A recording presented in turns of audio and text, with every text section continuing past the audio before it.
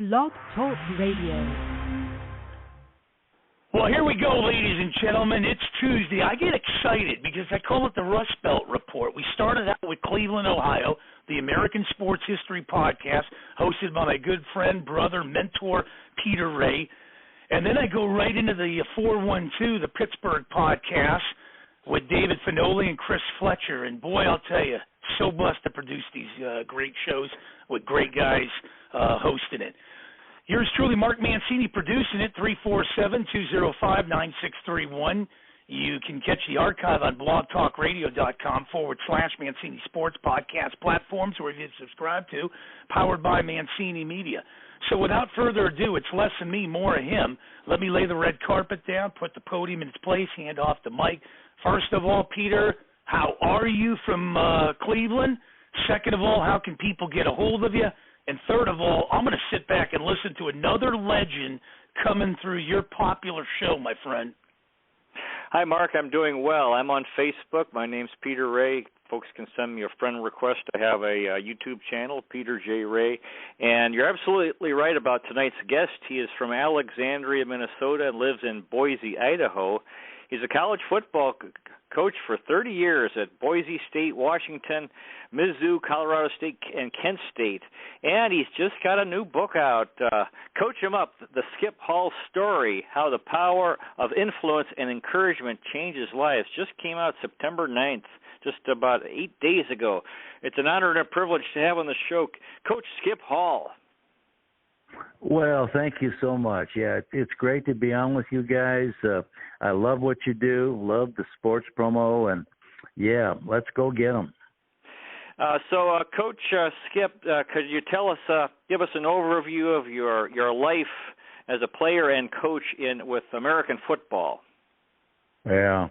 Well, my life growing up was all about sports. I grew up without a father. I was fatherless. And all the things I learned were from coaches. The coaches were my fathers. And that's what the book is all about, is how a fatherless coach can become a good mentor. And so we went through all those years and coaching and playing and coaching and then even after that went into the business world, was a regional manager and had a lot of success in business as well. So was able to transform the coaching into the business world. So, but people need mentors. People need people that can help support them and coach them up. That's the name of the book, Coach Them Up. And it's all about that. The influence and all the stuff that goes with it. It's so good. So as a coach over the years, what you saw a lot of players come and go, had a lot of games, and a lot of practices. And how would you say you changed over the years as a coach? Well, I'll tell you exactly how I changed. There was a quick story I'm going to tell you because it sets the stage for all of this. One year after I left Boise State, I was the head coach at Boise State for 6 years. We had good success, and I left to go to become the associate head coach at the University of Missouri.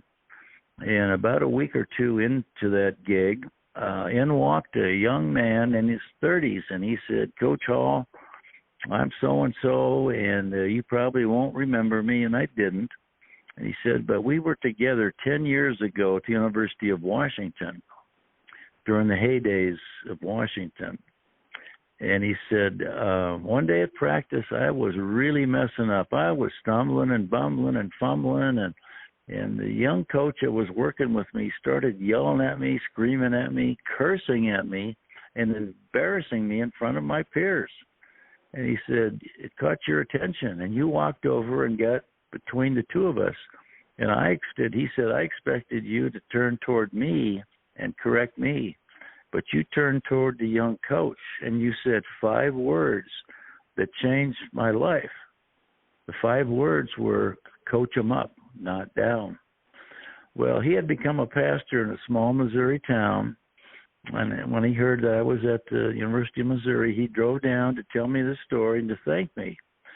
And that whole thing, coach 'em up, not down, has become my theme. And that's what the book's all about, how we coach people up and not down. Welcome to the show, Gary from Des Moines, Iowa. He says everyone's trying to build a powerhouse. What's wrong? Hey, Skip, what's wrong with college football? Well, there's a lot wrong. Okay. We're starting to shift into the professional ranks. College football is supposed to be amateurism, and they're trying to pay players and do all this stuff. And I understand the money aspect of it, but still, college football should be an amateur sport. When you get into the next level, that's professional. We don't need professional mixed up with amateur sports.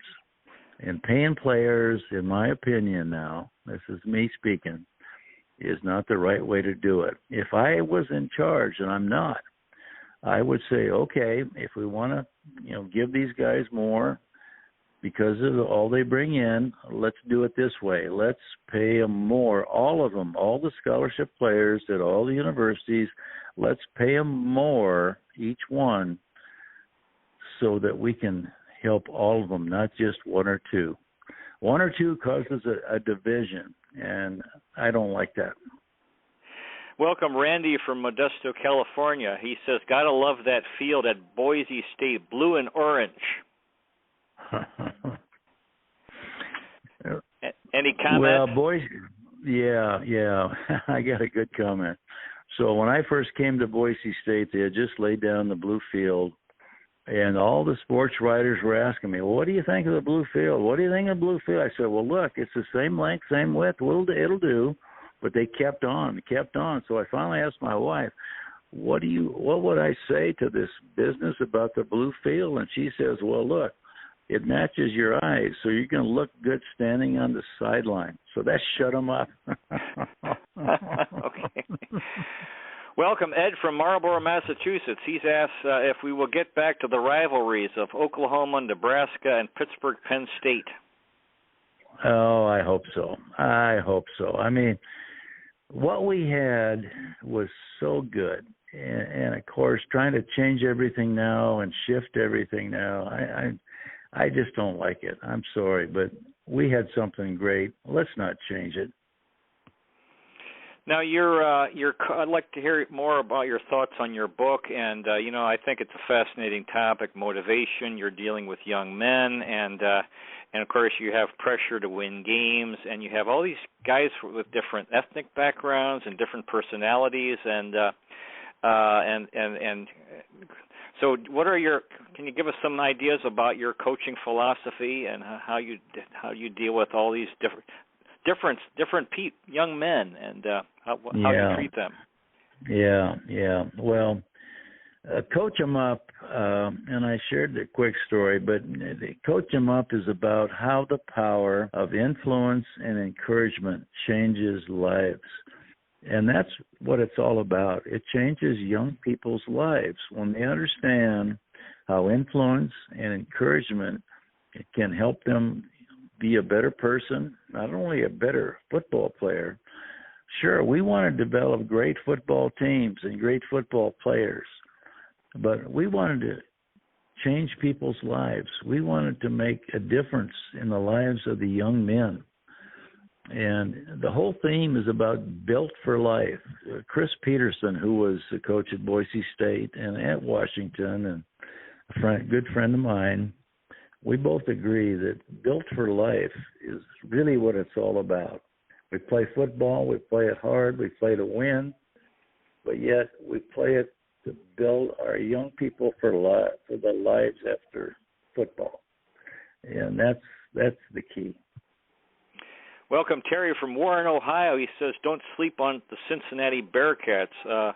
Insight on Nick Saban. Why is he so successful and dominating, and is he better than Bear Bryant?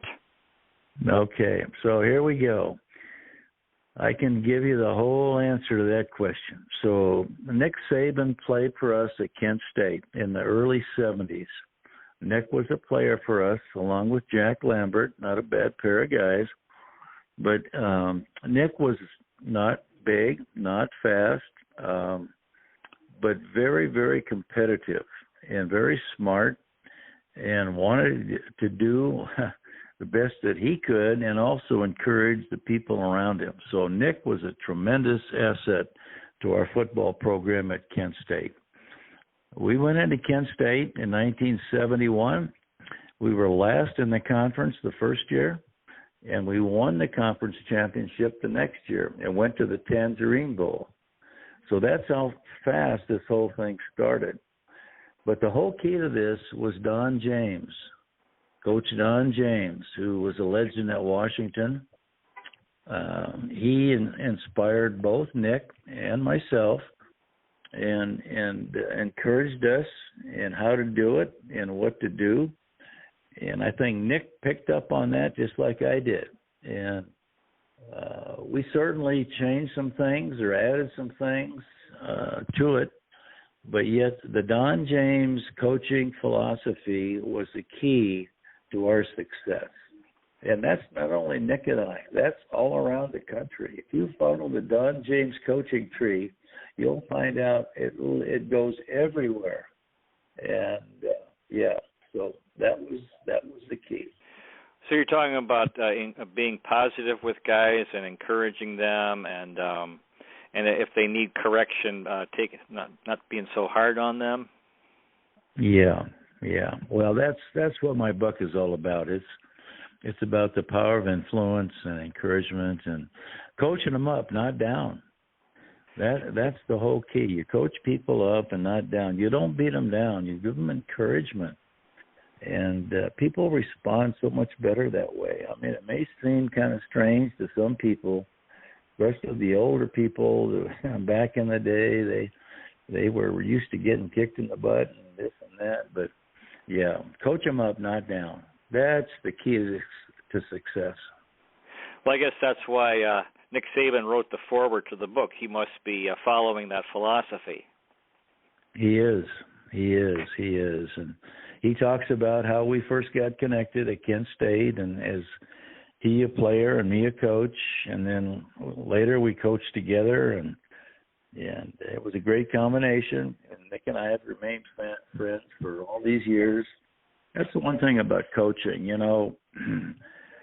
You never lose contact with the people that you work with. You know, you respect them so much, and just like Nick, I mean, we flew down to Alabama. My wife and I from Boise here a few years ago, and went to their game against Tennessee, which of course they won. But here's the amazing part. This is what's amazing about coaching. So Nick says, "Well, you come on in here on game day." Saturday it was game day, and played a night game. But he said, "I want you to come in on Saturday." And he took us in, did some autographs and pictures and reminisced. So coaching is it's like a band of gypsies. I mean, you just love the people you've been with and all the experiences you've had. Nick was great at it. Michael from Kirkland, Washington, welcome to the show. Michael says, you got that right, Skip. Don James built the Huskies. They have fallen off a cliff since. Any comment? No, it's early yet. If he will remember, when we came in 1975, we were 6-5 the first year, 5-6 the second year, and 1-3 to start the third year.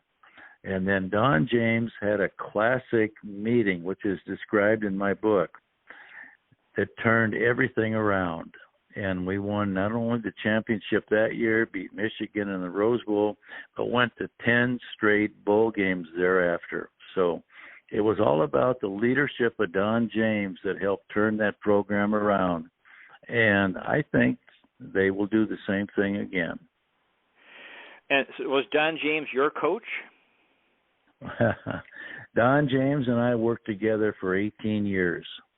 He wasn't my coach specifically, but we first met at the University of Colorado when I was a graduate assistant. He was the defensive coordinator. Mm-hmm. But we coached together for 18 years at 3 different universities. Okay, and you give him credit for your philosophy of coaching. No doubt. No Okay. doubt. Wonderful. Now you mentioned Jack Lambert. He's boy. The '70s was my era as a fan, and boy, those Steelers teams were incredible. You know, Jack Lambert was. I remember him well. Do you have and you coached him in college? What do you have any stories about Jack Lambert? Oh yeah, absolutely. Well, a couple stories. One game we were playing, and he got knocked out cold next to our sideline, and they finally revived him, gave him some smelling salts, and he woke up and da-da-da. They said, well, come on, Jack, you got to sit out a couple plays. He said, no way. He threw them all off and went back in. That was his competitiveness. And then another time, at that time, I was also the academic counselor. They didn't have a separate person for this during those early years in the 70s. So I was the academic counselor for our football program. So I'd have to call every player in and go over their grades and so on and so forth. And I called Jack in one day and I said, Jack, I'm looking at your grades here, and you know they're not doing so well. And he said, Coach, he looked me in the eye, steel eyes, and he said, Coach, you never have to worry about me. Either I'm going to make it as a pro football player, go build roofs like my dad. And I said, well, thank you, Jack, for stopping by. Okay. But, you know, Jack knew what his goal was. He was going to play in the NFL, or he's going to go, you know, work with his dad. Great guy, great competitor. One of the best the best competitor I was ever around in college football for 30 years. Do you think Woody Hayes of Ohio State followed this philosophy of coach 'em up? Well, I think Woody had his own philosophy. It sounded good at the time, but if it wasn't the right thing at the right moment, I think Woody had another idea. How about Vince Lombardi? Yeah. Same thing. Vince, you know, I'll tell you a story about Vince now. I don't know how much time we've got here, but Vince Lombardi, I have a series that I do coaching business people up. I travel around the country. I speak to a lot of business groups and so on and so forth. But one of the things I talk about is how Vince Lombardi first got started at Green Bay. So the first day he was hired, he walked into the room. He shook the hands of the owners, and he said, thank you very much. And then he got in front of the players. And this was told to me by Bart Starr, so I know it's absolutely true. And here's what Vince said. He said, "Men, we're gonna attack excellence. No, we're gonna attack perfection, knowing that along the way we're not going to reach it, but we're going to reach excellence, and that's what we're after." And so that became the battle cry: seek excellence. Go for excellence. And for the next 5 or 6 years, they won the national championship in football. But that message from Vince convinced even Bart Starr. He said he went up after the meeting and he called his wife. He said, "Honey, we're going to start to win," because they pursued perfection, knowing that they wouldn't reach it, but along the way they'd catch excellence. So be excellent became the battle cry, and that's what I preach and teach in my coaching thing. You have a radio show called Game Plan for Life. Would you like to talk about that? Well, it's along the same lines. Yeah, it's about people. You know, people love other people's stories, so it's about other people's stories, where they've been, how they've been, what they've done. So it's about all walks of life. It's not just sports, but it's business. It's family stuff. It's all about how you perform, how you do, and what are your goals? What are your keys that help make you successful? So Game Plan for Life is all about people and their stories and what they do. You're a member of the True Hope Church in Boise, Idaho, and how has your Christian faith affected your coaching career? Well, tremendously. Quick story. So I was at the University of Washington. I was there for 12 years. We had gone to, we went to 10 major bowl games. We went to the Rose Bowl 3 times, the Orange Bowl, beat Oklahoma, beat all the biggies. But there was still something missing in my life. And my wife had become a Christian the year before. This was 1978 now. And she had become a Christian. She'd gone to a Billy Graham crusade, and she came back, and I noticed something really different about her. So I even said, Virginia, you're not the same. What has happened? And so she started to tell me, and what she told me, and then what a player told me that was one of the guys I coached. I coached him, and he ministered to me, Mike Rohrbach, captain of the 78 Rose Bowl team. That was huge. And so all this stuff started to sink in. So I started to read the Bible. I started to listen to this guy on the radio. It was unbelievable. Chuck Swindoll. It sounded like he was talking directly to me the whole time. And I just loved it. So we were going to the next Rose Bowl. I called him up. I said, Chuck, listen, I've been listening to you now for a couple of years.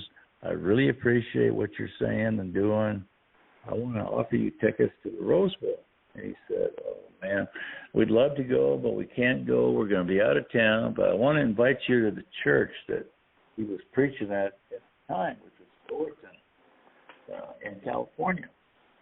So we went to Fullerton, took the kids, and later took some of the players, and went to lunch with Chuck and his wife afterwards. And they've been great friends ever since. Chuck has been a tremendous mentor to me, Chuck Swindoll. He sent me books that he'd written. Every time he read a new book, he'd send it to me. So, that was a huge, huge factor for me about my conversion to becoming a Christian. Chuck Swindoll was key. And did you coach any other NFL players besides Jack Lambert? Oh, man. Yeah, there's a bunch of them. Yeah, I could go through lists and lists, but the key, let me tell you the story that was really the key. After we'd come back from the Rose Bowl in 78 and Seattle was on fire, they were giving us keys to the city, patting us on the back and telling us what a great team and coaches we were. And a few days later, my wife, Virginia, said to me, Skip, when you stand before the Lord on Judgment Day, he's not going to ask you how many Rose Bowls you've coached in. He's not going to ask you how many championships you've won, how many players you've sent to the NFL, how many All-American players you've coached.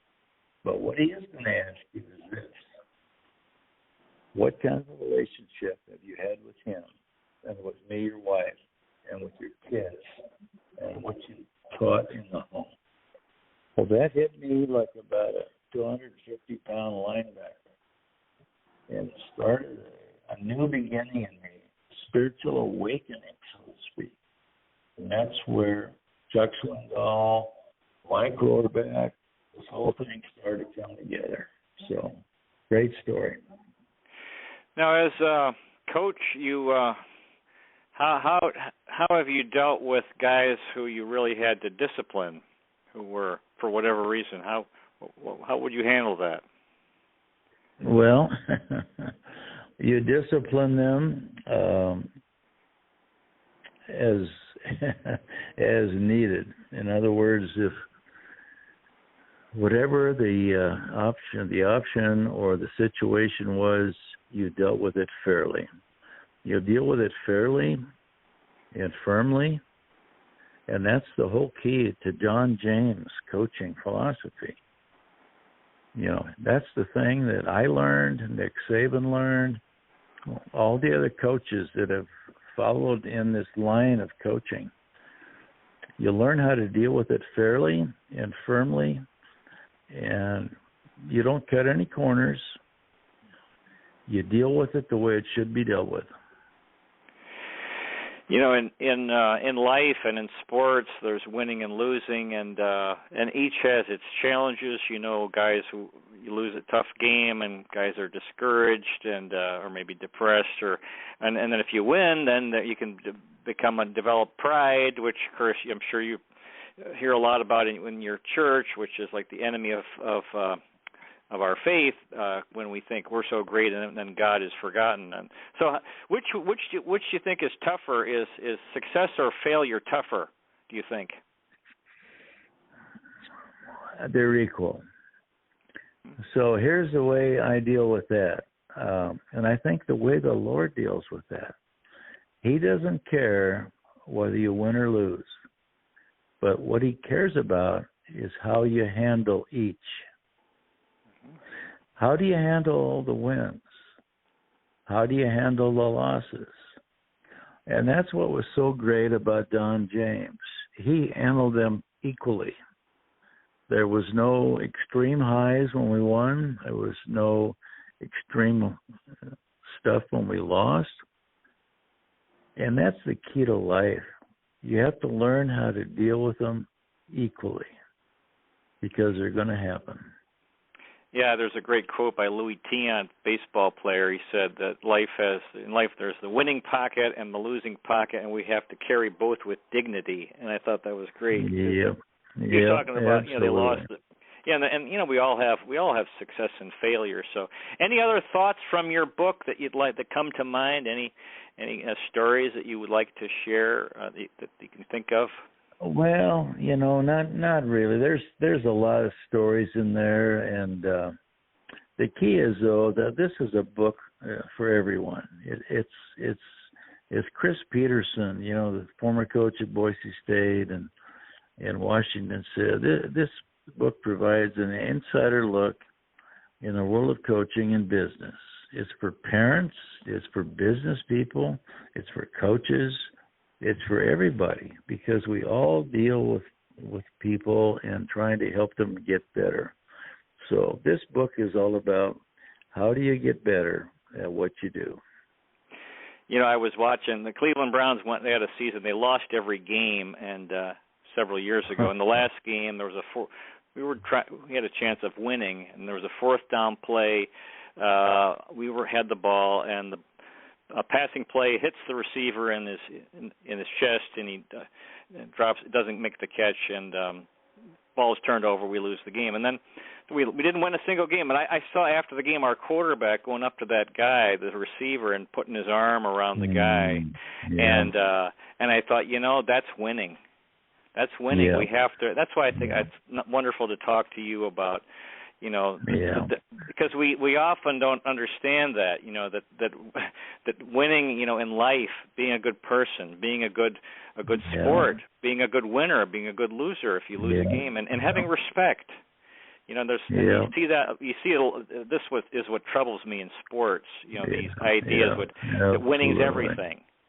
And then the way people are hard on each other. So I think it's wonderful that you've written this book about your I hope this career. book has an impact on a lot of people, and winning goes way beyond the scoreboard. Way beyond the scoreboard. It encompasses so much more, and that's what I hope this book will show. Our guest has been Coach Skip Hall, who came out with has a new book, Coach 'Em Up: the Skip Hall Story, how the power of influence and encouragement changes lives. We're almost out of time. Do you have any? It's been wonderful having you on the show, Coach. Do you have any final words for our audience?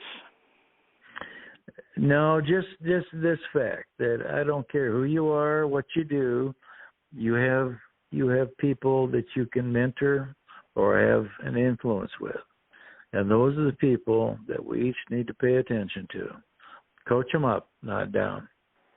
Well, that's tremendous. Yeah, because this is good for people to hear. That we all have responsibilities that we need to, because people need they really need encouragement, like you said, mentors, someone to So that's I'm sure that this book will do a lot of good, and so I commend you and thank you so much for coming on the show, or Coach Skip Hall. Yeah, absolutely, my pleasure. Thank you. Okay, next week, thanks again, Coach. Next week we'll have James Donaldson, who had a fine career in the NBA. That's wonderful, and look forward to that. Dear listener, may the road rise to meet you. May the wind be at your back. May the sun shine warm upon your face and rains fall soft upon your fields. And until we meet again, may God hold you in the palm of his hand. Good night, everybody. Thanks again, Coach Skip Hall.